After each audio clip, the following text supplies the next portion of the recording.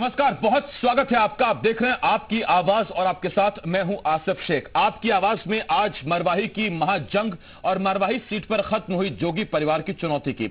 ये पहली बार है जब मरवाही में चुनाव है और जोगी परिवार से कोई भी प्रत्याशी चुनावी मैदान में नहीं है।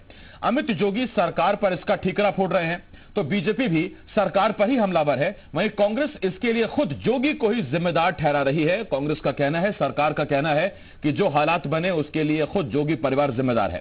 खैर, जोगी अब अपने साथ हुए कथित धोखे के लिए जनता से इंसाफ की मांग कर रहे हैं और न्याय यात्रा निकालने का ऐलान कर चुके हैं। कई सवाल हैं जिनके जवाब जानने की कोशिश करेंगे। एक खास पैनल भी हमारे साथ जुड़ेगा, लेकिन आइए सबसे पहले एक रिपोर्ट देखते हैं।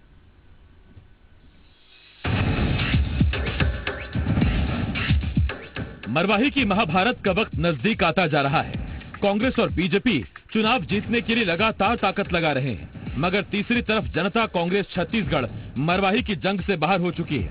अलग प्रदेश बनने के बाद ये पहली बार है जब जोगी परिवार से कोई भी प्रत्याशी मरवाही सीट से चुनाव नहीं लड़ रहा है। ऋचा जोगी और अमित जोगी का नामांकन निर्वाचन आयोग रद्द कर चुका है। ऐसे में अब अजीत जोगी की पत्नी और अमित जोगी की मां रेणु जोगी लोगों के बीच जा जाकर जोगी परिवार के साथ हुए धोखे के बारे में बता रही हैं, तो वहीं जूनियर जोगी मरवाही में न्याय यात्रा निकालने का ऐलान कर चुके हैं। जोगी का कहना है कि उन्हें विश्वास है कि मरवाही की जनता उन्हें इंसाफ दिलाएगी। जब मेरा परिवार मरवाही से अपने परिवार के बीच में वोट मांगने नहीं जाएगा, हम न्याय मांगेंगे। मुझे पूरा भरोसा है कि मरवाही की जनता जो मेरी मालिक है, मेरी सब कुछ है, मुझको न्याय दिलाएगी। जोगी जहां खुद के साथ हुए धोखे के लिए सरकार पर हमलावर हैं, तो वहीं बीजेपी भी सरकार पर जोगी परिवार को चुनाव से बाहर करने का आरोप लगा रही है।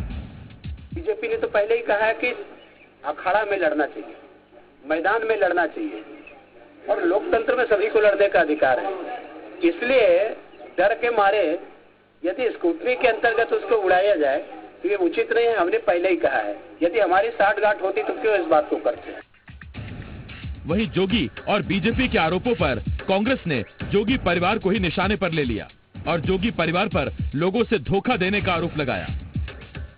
19 साल जिस परिवार को नेतृत्व करने का मौका मिला, मगर यहाँ की जनता का सिर्फ वोट लेते रहे और रायपुर में, दिल्ली में बैठ के राजनीति कर रहे हैं। आज इस क्षेत्र की जनता भी समझ चुकी है फर्जी आदिवासी का, और कानून भी अपना काम कर चुका है। तो कहीं न कहीं उनका दोहरा चरित्र इस मरवाही की जनता के सामने उजागर हो गया है।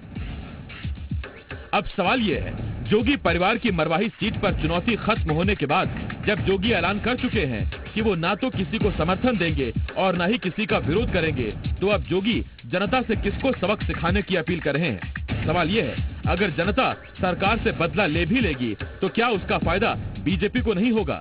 और सवाल ये है, क्या जोगी ऐसा जानबूझकर कर रहे हैं? पेंड्रा से दुर्गेश बिसन के साथ देवेश तिवारी, जी मीडिया, रायपुर। उधर अमित जोगी ने न्याय यात्रा को लेकर ट्वीट किया है। इस ट्वीट में उन्होंने लिखा है कि मैंने आज मरवाही उपचुनाव के निर्वाचन अधिकारी से जनता के बीच अपनी बात रखने के लिए कुड़कई, बंधी और झाबर में 3 जनसभाओं की इजाजत मांगी है, वो भी नहीं मिली। मुझे चुनाव नहीं लड़ने दिया, आप जनता के बीच भी जाने से रोक रहे हैं। आखिर आप चाहते क्या हैं?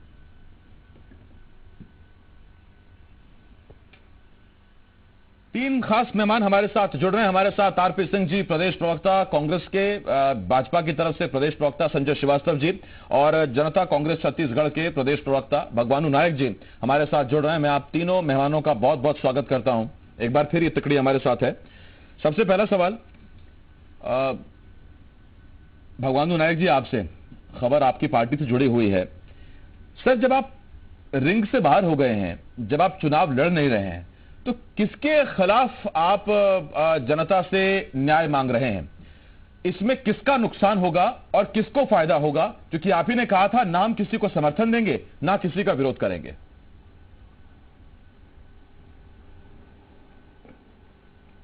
आसिफ जी, सबसे पहले तो एक बात स्पष्ट कर दूं कि हमारी पार्टी के द्वारा निकाली जाने वाली जो न्याय यात्रा है, ना तो किसी को फायदा पहुंचाने के लिए निकाली जा रही है, ना तो किसी को नुकसान पहुंचाने के लिए निकाली जा रही है। देखिए, लोकतंत्र में सर्वोच्च जो ताकत है वो जनता के पास होता है।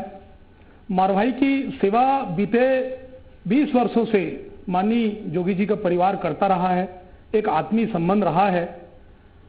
जिस तरीके से मरवाही विधानसभा में हमारे साथ अन्याय हुआ, हमारे नेताओं को चुनाव लड़ने से वंचित किया गया, चुनाव के मैदान से हमें बाहर कर दिया गया, तो हम कानूनी लड़ाई तो लड़ रहे हैं, लेकिन लोकतंत्र में जो उसका मूल मंत्र है जनता के लिए, जनता का और जनता के द्वारा, तो हमारे लिए मरवाही की जनता सब कुछ है। मरवाही के जनता को जोगी परिवार अपना मालिक समझता है, वहां अपने आप को मजदूर बताते हैं। तो आज इतना बड़ा जो अन्याय हुआ है कि यह पहला अवसर है जब इस परिवार का नामांकन को रद्द किया जाता है। रात के अंधेरे में जाति प्रमाण पत्र को स्कूटनी के एक दिन पहले रद्द कर दिया जाता है। नहीं, वो तो पुरानी कहानी सबको पता है। मैं तो भगवान जी बस इतना पूछ रहा हूं आपसे कि ये न्याय यात्रा आप करिए, लेकिन इससे आप हासिल क्या करना चाहते हैं? देखिए, सरकार ने जिस तरीके से जो काम किया है उसको बताना बहुत जरूरी है। गांव-गांव में, घर-घर में, परिवार के बीच में जाकर के ये जो सरकार की जो असलियत है, सरकार की जो हमारे परिवार के साथ जो अन्याय किया गया उसको बताना बहुत जरूरी है। आखिर लोग जाने कि क्यों जोगी परिवार को किस तरीके से अन्याय हुआ, क्यों उनको चुनाव के मैदान से हटा दिया गया। अच्छा, ये सारी शिकायत आपकी कांग्रेस से ही है क्या? क्योंकि बीजेपी के नेता ही आपके कभी निर्वाचन को चुनौती देते हैं, कभी आपके जाति प्रमाण पत्रों को चुनौती देते हैं, तो बीजेपी से भी शिकायत है या सिर्फ सारी शिकायत सरकार से है? आगे की डिबेट फिर वहीं तय होगी ना किस एंगल पर जा रही है। देखिए, हमारे साथ जो वर्तमान में जो किया वो जनता को जाके बताएंगे, और सरकार के द्वारा जो मौजूदा जो सरकार है, मौजूदा सरकार में जो हमारे निर्वाचन अधिकारी महोदय थे, जिस तरीके से नामांकन को रद्द किए, जिस तरीके से चुनाव के मैदान की जो सारी बातें जाकर के जनता के बीच में बताएंगे और जनता उसका फैसला करेगी। ठीक, मैं लौट रहा हूं आपके पास। भगवानू जी, बहुत साफ साफ तो नहीं मिल पा रहा मुझे मेरा जवाब, लेकिन मैं आपकी मजबूरी भी समझ रहा हूं।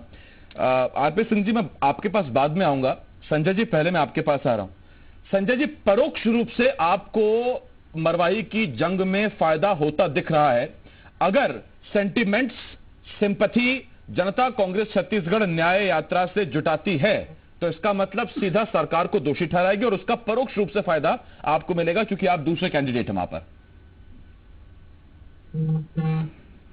देखिए आसिफ जी, यदि बहुत ईमानदारी के साथ में कहूं तो हर एक चुनावों में अपने मुद्दे होते हैं, हर एक चुनावों में कुछ इस तरह के मुद्दे होते हैं जो किसी न किसी पार्टी को फायदा भी पहुंचाते हैं, किसी को नुकसान पहुंचाते हैं। तमाम प्रकार के मुद्दे खड़े होते हैं। लेकिन इस बीच जब ये मरवाही उपचुनाव होने वाला था और जिस तरीके का 1-1.5 महीने का जो एपिसोड चला है, वो निश्चित रूप से कहीं न कहीं कांग्रेस के खिलाफ में जाता हुआ दिखाई दे रहा है। आज जिस विषय को लेकर आपने जो चर्चा रखी है कि न्याय यात्रा वो कर रहे हैं, कांग्रेस ये कह रही है कि वो बीजेपी का समर्थन कर रहे हैं, बीजेपी के लिए इस तरह के कामों को कर रहे हैं। तो देखिए, देश में पदयात्राएं की बात करें या रथ यात्रा की बात करें, न्याय यात्रा, ये समय समय पर देश की आजादी के पहले या देश की आजादी के बाद विभिन्न मुद्दों को लेकर आयोजित होती रही है। हमारे जो राष्ट्र नेता है, विभिन्न पार्टियों के नेता है, अपनी बातों को रखने के लिए यात्राओं का सहारा लेते हैं। और अभी अभी तो कांग्रेस ने अपने कमियों को छिपाने के लिए राजीव गांधी न्याय योजना का शब्द उन्होंने एक इस्तेमाल किया था। और हमेशा बीजेपी की, मोदी जी की सरकार के समय हमेशा इस बात को कहते हैं कि कहीं न कहीं अभिव्यक्ति की आजादी की बात वो करते हैं। देखिए, संविधान में सभी को अपनी अपनी बातों को रखने का अधिकार संविधान ने दिया है, और ये वास्तव में अभिव्यक्ति की आजादी का भी विषय है कि अपनी अपनी बातों को रखे। लेकिन मुझे ऐसा लग रहा है कि पूरा जो समीकरण जिस तरीके से अभी बना है और कुछ दिन बाद मतदान होना है, इससे कांग्रेस में घबराहट है। कांग्रेस जिस चाल को चल रही थी, ये चाल अब उसको उल्टा पड़ने लगी है कि कहीं उसके मन में है, ये भय है, मैं इस बात को स्वीकार करता हूं। अब वो आरोप भले जैसी सीने पर लगाए, उनको लग रहा है कि कहीं जोगी जी का जो वोट बैंक कहीं बीजेपी में शिफ्ट ना हो जाए, ये डर उनको है। अब यदि ये स्वप्न दोष यदि कांग्रेस को रात को आता है तो उसको बताना या उसको निपटारा करना ये हमारा काम नहीं है। वो अपने स्वप्न दोष की दवाई अपने लिए लाए, क्योंकि कहा जाता है कि जैसी करतूत करेंगे उसका फल वैसा ही मिलेगा। और लगभग दिखाई दे रही है। और चुनाव के परिणाम की तैयारी, जो 10 नवंबर की जो तैयारी है कि हमें कौन सी स्क्रिप्ट लिखना है और कौन सा जवाब देना है चुनाव हारने के बाद, उसकी पटकथा जो है वो ये कांग्रेस पार्टी तैयार कर रही है। ठीक, संजय लौट रहा हूं मैं आपके पास। आरपी सिंह जी, मैं आपके पास आ रहा हूं। आरपी सिंह जी, अब तक तो ये लग रहा था कि छत्तीसगढ़ में अब मरवाही में 2 टीमों के बीच दरमियान मैच रह गया है, बीजेपी और कांग्रेस। लेकिन भगवानू जी और जनता कांग्रेस छत्तीसगढ़ के तेवर देखकर लग रहा है कि वो अब भी मैदान में है, भले ही प्रत्याशी के तौर पर नहीं, लेकिन वो अभी मैदान में है और वो आपको सबक सिखाना चाहते हैं। न्याय यात्रा के जरिए वो बताना चाहते हैं कि सरकार ने उनके साथ गलत किया है। इसका नुकसान आपको हो सकता है। देखिए, हर व्यक्ति आजाद है, वो न्याय यात्रा निकाले, अन्याय यात्रा निकाले, अंतागढ़ की दलाली यात्रा निकाले या जग्गी जी की हत्या यात्रा निकाले। हर व्यक्ति आजाद है, हम लोकतंत्र में सबका स्वागत करते हैं। दूसरी बात, जो कुछ जोगी जी का परिवार कर रहा है वो कांग्रेस के लिए कतई आश्चर्यजनक नहीं है। जो पिछले 15 वर्षों से होता रहा है वो आज भी हो रहा है। भारतीय जनता पार्टी की B team Bharatiya Janata party की मदद नहीं करेगी तो और क्या करेगी? आप देखिए, उन्हें शिकायत है कि सरकार ने उनको चुनाव लड़ने से रोका। चलिए थोड़ी देर के लिए इस आरोप को मान भी लिया जाए, तो न्याय मांगने का दरवाजा कहाँ है? अदालत। आप वहां नहीं जाते हैं। आपको यह शंका रहती है कि सरकार आपको रो सकती है, आप पहले जाके स्टे ले सकते हैं, आप वहां नहीं जाते हैं। आसिफ भाई, मैं बताऊं आपको, पिछले 3 महीने में लगभग मैं 20 बार मरवाही जा चुका हूं। तो जोगी कांग्रेस से जुड़े हुए लोगों से जब आप बात करेंगे कैमरे के पीछे, तो बताते हैं कि सुनिश्चित हार को देखकर जोगी परिवार बुरी तरीके से डरा हुआ था और ये बहाना खोज रहा था कि कैसे भी करके इस चुनाव से हम दूर रहें। अगर चुनाव लड़े तो मुट्ठी जो बंद है वो लाख की है और खुल जाएगी तो खाक की हो जाएगी। आपकी राजनीतिक हैसियत क्या है मरवाही में, ये आपको दिख जाएगा। इसीलिए अब न्याय का बहाना, अरे न्याय का लड्डू है। आप किसी आदमी के घर जाए, बताए सरकार ने बाई बाप हमसे अन्याय किया है, तो न्याय का लड्डू दे देगा, लड्डू आप खा लेंगे। अन्याय हुआ तो अदालत जाइए, अदालत आप नहीं जा रहे हैं। आप भारतीय जनता पार्टी की मदद करना चाहते हैं, लेकिन आपके लोग ही आपसे दूर हो जाएंगे, इसलिए अपने मुंह से आप खुल के कह भी नहीं पा रहे हैं। नायक जी, मैं आरपी सिंह जी आता हूं आपके पास। भगवानू नायक जी, तब जबकि आरपी सिंह जी ने यह आरोप लगाया, इसके साथ मैं आपसे एक छोटा सवाल पूछना चाहता हूं।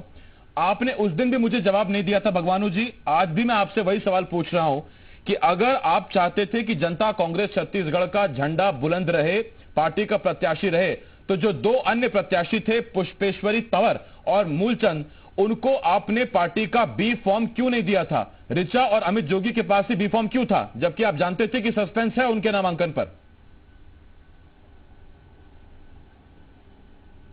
देखिए आसिफ जी, किसी भी पार्टी के द्वारा किसी जो दावेदार होते हैं, जब वो नामांकन फॉर्म भरते हैं तो वो इस तरीके से अपने पार्टी का नाम डाल देते हैं, लेकिन वो जो पार्टी जो होती है, जो हाईकमान जो होती है, वो तय करती है कि वहां से किसको लड़ाना है और किसको नहीं लड़ाना है।